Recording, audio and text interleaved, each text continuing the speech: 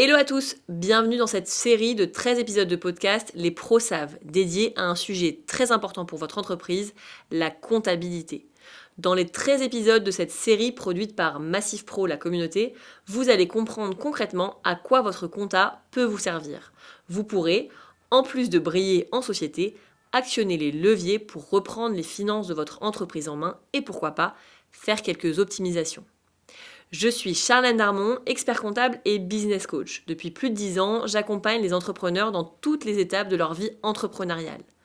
Au travers de mon compte Insta, J'aime la compta, avec mes clients ou lors de conférences, mon objectif est toujours le même, vous faire aimer la compta, tout un programme.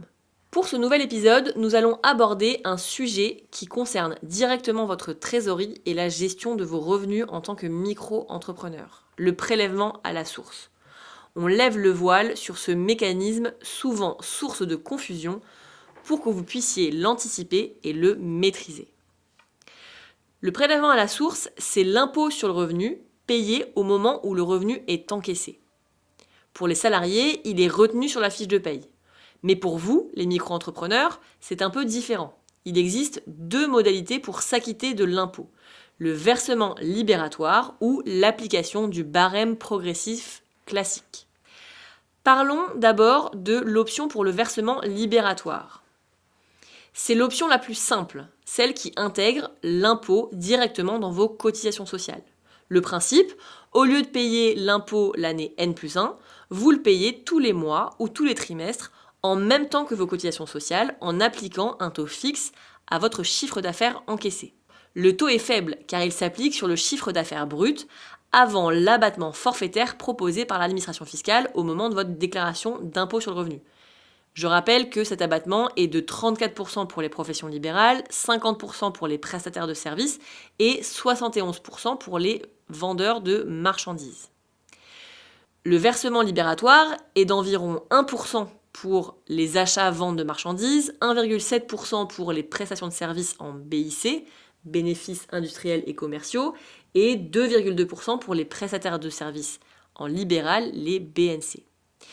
La condition essentielle pour opter pour le prélèvement libératoire est que votre revenu fiscal de référence, le RFR, de l'année N-2 est inférieur à un certain seuil. Par exemple, pour une année N, on regarde le revenu fiscal de référence de l'année N-2, qui doit être inférieur à 27 519 par part de quotient familial.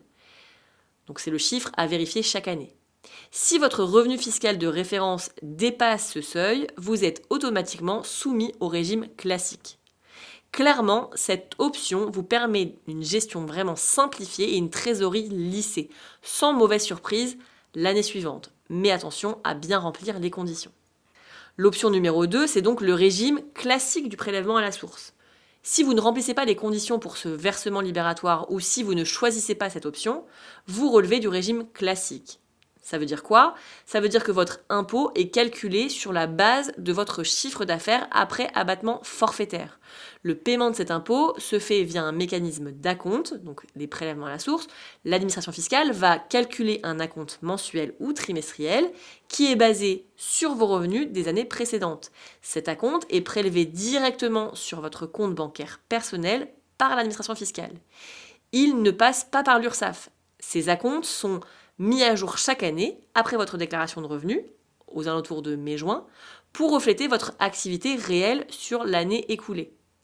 Le risque pour le micro-entrepreneur, c'est qu'au début de votre activité, ou si votre chiffre d'affaires varie fortement, les acomptes basés sur les revenus passés peuvent être déconnectés de votre réalité actuelle. Évidemment, si votre chiffre d'affaires chute, vous devez absolument moduler à la baisse le montant de vos acomptes sur votre espace personnel impôt.gouv pour éviter de payer trop d'impôts par anticipation. Et inversement, si votre chiffre d'affaires explose, modulez-le à la hausse. Cela vous évitera une grosse régularisation à la fin de l'année suivante. Le plus important est de savoir sous quel régime vous êtes. L'option pour le versement libératoire est la plus stable. Mais si vous en êtes exclu, la clé est la modulation active de vos acomptes sur impôt.gouv. Ne laissez jamais l'administration fiscale décider seule du montant de votre prélèvement si votre activité a changé. Voilà pour ce tour d'horizon complet sur le prélèvement à la source pour les micro-entrepreneurs. J'espère que vous avez maintenant les outils pour anticiper et contrôler ce mécanisme essentiel à la gestion de votre trésorerie.